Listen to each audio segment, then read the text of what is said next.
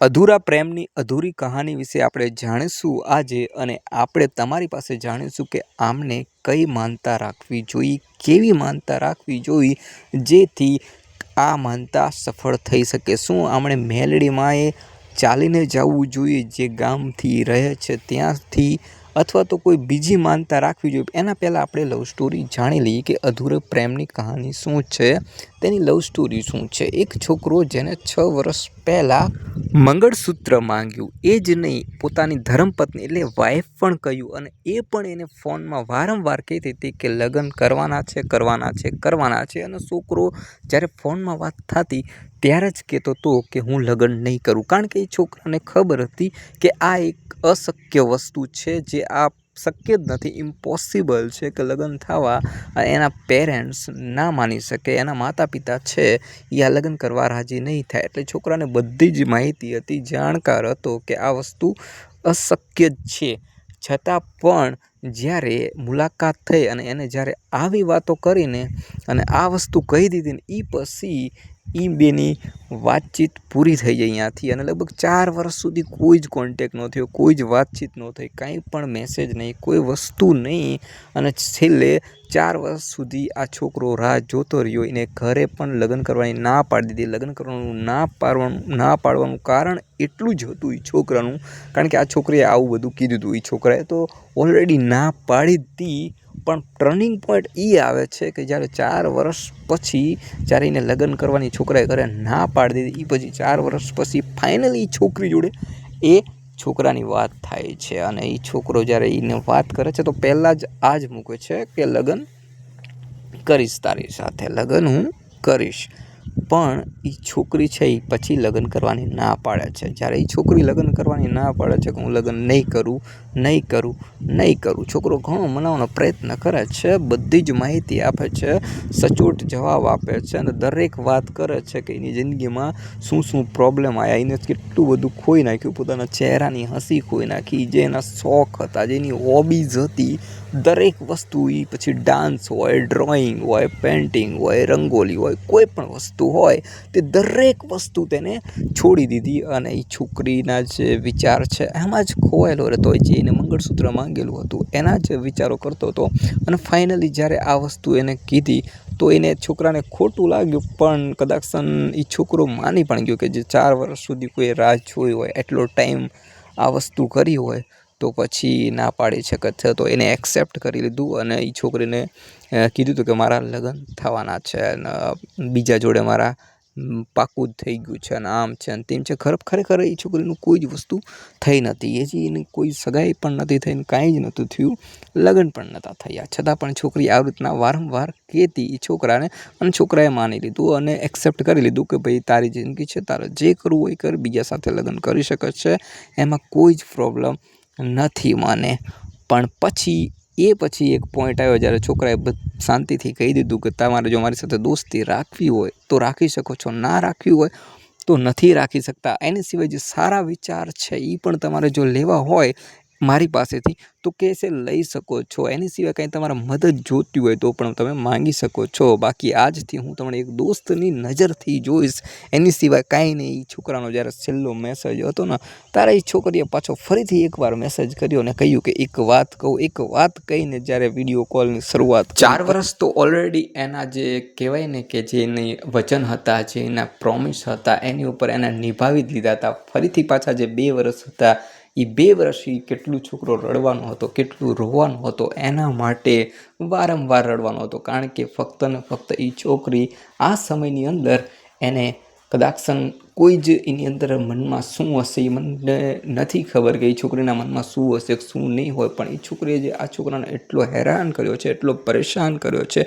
એટલો રોવડાવ્યો છે ને જેની કોઈ હદ નથી। કદાચ એ 1 મહિનો વાત કર્યો હોય થોડી ઘણી જેવી તેવી, અઠવાડિયામાં એકાદી વાર મેસેજમાં કે 2 વાર કે 3 વાર, અથવા તો ક્યારેક વિડીયો કોલ કરીને વાત તો શું કરે, એ કોઈ પણ સ્પષ્ટીકરણ નથી આપ્યું, કોઈ પ્રકારની વાત નથી કરી, ફક્ત વિડીયો કોલ, એ પણ મૂંગા, અને જે પણ પૂછ્યું એ કદાચ જે એ છોકરાની જાણકારી છે એ જ બધી લીધી, અને છોકરાએ દરેક વાત સાચી જ કીધી, એક પણ વાત તેને ખોટી ના કીધી, દરેક વાત એને સત્ય કીધી, છતાં પણ એને આ મોઢામાંથી એક શબ્દ ન નીકળ્યો એ છોકરા માટે.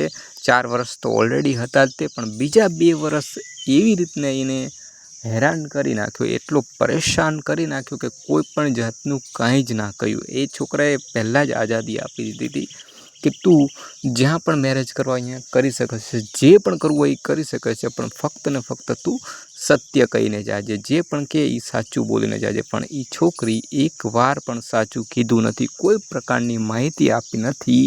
એ છોકરાએ જાનની જોખમથી એની જોડે વાત કરી નથી, પણ ફક્ત ઘણા બધા રિસ્ક લીધા છે. એ છોકરીના કારણે ઘણા દોસ્તાર ભેગું ઝઘડી ચૂક્યો છે, બીજા ભેગું પણ દુશ્મની લઈ લીધી છે, અને ઘણી જગ્યાએ એના કારણે પ્રોબ્લેમમાં ફસાયો છે. ઓલરેડી 4 વર્ષ તો એ ફસાયેલો જ હતો, પણ બીજા 2 વર્ષ પણ ફસાયો, છતાં પણ એ છોકરીના મોઢામાંથી એક શબ્દ ન નીકળ્યો કે જે એ છોકરાને સાચી માહિતી આપે, સાચું કહી શકે. છેલ્લે સુધી એવી રીતને એને ફસાયો કે જાણે હું એની સાથે જ મેરેજ કરીશ, એવી રીતને છોકરાને ફસાઈને રાખ્યો.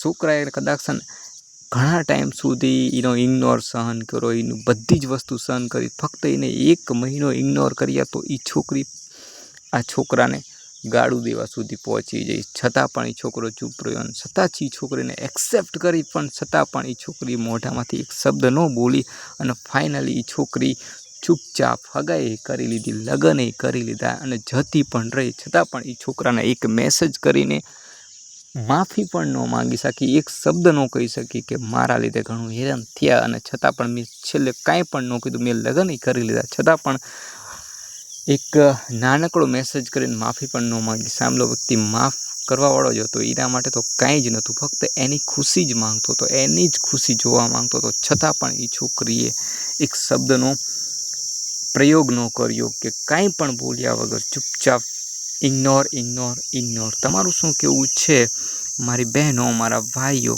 એ તમે મને કોમેન્ટમાં કહેજો કે શું આવું શક્ય બની શકે છે? જો તમે બધી પ્રકારની આઝાદી કોઈ પણ છોકરીને આપી હોય, છતાં પણ જો તમારી સાથે આવા જ પ્રયત્નો થાય તો તમે શું કરશો? છોકરો હોય તો છોકરો શું કરશે? ઘણીવાર હું જોઉં છું કે કોઈ મીડિયાની અંદર આપણે જોઈએ છીએ કે કોઈ છોકરીની ઉપર કોઈ તેજાબ ફેંકી દે છે, કોઈ છોકરીની હત્યા કરી નાખે છે, અથવા તો કોઈ છોકરીને થપ્પડ મારતા હોય છે જાહેરમાં.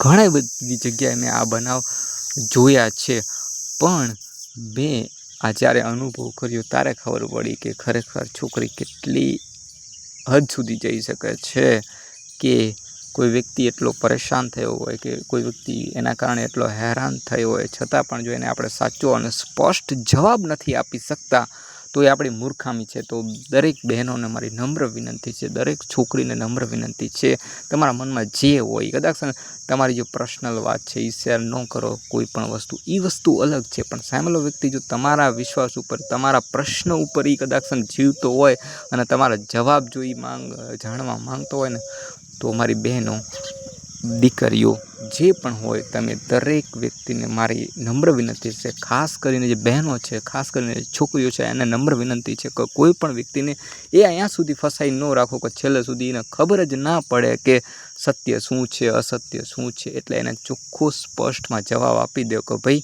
હું તારી સાથે મેરેજ નહીં કરું, અથવા તો બીજું કોઈ પણ કારણ આપી દો, પણ એને ફસાઈ ન રાખો. હા, કોઈ એવો વ્યક્તિ હોય કે ના પાડવાથી વધારે પડતો નારાજ થઈ જાય, તમારી સાથે ગુસ્સો કરે, અથવા તમારા લગ્નના ડિસ્ટર્બ કરે, અથવા તો બીજું કોઈ પ્રોબ્લેમ ઊભો કરે, એવો છોકરો હોય તો વાત અલગ છે. પણ જેને તમને આઝાદી આપી છે કે તમે લગ્ન કરી શકો છો, જે પણ કરવું હોય એ કરી શકો છો, એ વ્યક્તિ પાસે બધું છે, છતાં પણ એ ચૂપ છે. એની પાસે વિડીયો કોલ છે, જે ખરેખર એની સગાઈ તોડાઈ નાખે એવા બધા વિડીયો કોલ છે, બધી જ વસ્તુ છે, પ્રૂફ છે, છતાં પણ એ જો ચૂપ હોય, શાંત હોય, અને છતાં પણ એ તમને જ આઝાદી આપતો હોય, તો પછી આવા છોકરા માટે હેરાન કરો મને યોગ્ય ન લાગ્યું. દરેક છોકરીને નમ્ર વિનંતી છે કે હંમેશા સ્પષ્ટ કરો, આમલો છોકરો પરેશાન ન થાય, હેરાન ન થાય, એને સાચા જવાબ આપી દો કે હું લગ્ન હવે નહીં કરું. મેં પ્રોમિસ આપ્યા હતા, મારી ભૂલ થઈ ગઈ કે મેં તમને લગ્નના પ્રોમિસ આપ્યા, મેં તમને મંગળસૂત્રના પ્રોમિસ આપ્યા, દરેક વસ્તુના પ્રોમિસ આપ્યા છે, એ મારી ભૂલ હતી. પણ ઘણીવાર પોતાની છોકરી ગલતી સ્વીકારતી નથી, ગલતી માનતી નથી, અને વારંવાર ગલતી ઉપર ગલતી કર્યા રાખે છે. ભલે એને મારો વિશ્વાસ તોડે, એને એવું લાગતું હોય કે ભાઈ છામલા છોકરાનો એને વિશ્વાસ તોડી નાખ્યો છે, ભરોસો તોડી નાખ્યો છે, પણ ખરેખર એને ભરોસો નથી તોડ્યો. એને બીજી વાર પણ જે એના વચન છે એ આપીને ક્યાંક ને ક્યાંક ફરી તેને એવું લાગે છે કે એ છોકરાનો જે વિશ્વાસ છે ને તેને તોડી નાખ્યો છે, પણ ખરેખર એવું નથી. જે એને પોતાના વચન આપ્યા સાથે, જે એને પોતાની ઉપર જ ભરોસો નહોતો, વિશ્વાસ નહોતો કે હું વચન નિભાવી શકીશ. બાકી જે એ છોકરો છે એને તો ફક્ત ને ફક્ત નિભાવવાની કોશિશ કરી છે. તેના માના સંસ્કાર, તેના સંસ્કાર એ સાબિત કરી આપે છે કે એ કોઈનો ભરોસો તોડવા લાયક છે જ નહીં, કોઈનો વિશ્વાસ કરવા લાયક છે જ નહીં. એ ફક્ત ને ફક્ત વિશ્વાસ કરી શકે છે અને એકવાર એ કોઈને હા પાડી દે છે, દોસ્ત હોય કે કોઈ પણ વસ્તુ હોય, કોઈ પણ જગ્યાએ, તો એ છોકરીને ખબર હતી કે પાછો નથી પડતો. પણ આને તો જ્યારે એને હા નથી પાડી છતાં પણ 4 વર્ષ તો ઓલરેડી એને નિભાવ્યા જ. એ પછી 2 વર્ષ એને નિભાવ્યા છતાં પણ એ છોકરીને જરા કંઈ દિલ ઉપર લાગ્યું નહીં. એનું દિલ એટલું પથ્થર હશે કે કદાચ એને કોઈ પણ જાતની ફિકર ન થઈ કે હામલો છોકરો મારી એટલી બધી કેર કરે છે, એટલી બધી ચિંતા કરે છે, એટલી બધી ઇજ્જત કરે છે, એટલી બધી મારી ખુશી માંગે છે કે બીજા સાથે પણ હું લગ્ન કરું તો પણ એ ખુશ જ છે. કારણ કે જો એની ખુશી હોય તો છતાં પણ જો આ છોકરી કદાચ આવું કરી શકતી હોય તો તમારું શું કહેવું છે મારી બહેનો, મારા ભાઈઓ? તમે કહી શકો છો કે તો આ છોકરી માટે કેવી માનતા રાખવી? તમે નીચે કોમેન્ટમાં કહેજો કે હાલીને જવું અહીંયા કણ અને એના ઉપર કઈ રીતની માનતા રાખવી જોઈએ, તમે કહી શકો છો. બાકીનો વિડીયો આપણે બીજો પણ બનાવીશું, એની અંદર પણ આપણે લવ સ્ટોરીની જે અમુક વાતો છે એ તમારી સાથે શેર કરીશું. તો ચેનલને સબસ્ક્રાઈબ કરી લેજો અને જય મેલેડીમાં લખી નાખજો. અને આ મેલેડીમાં હાલીને આપણે જઈશું.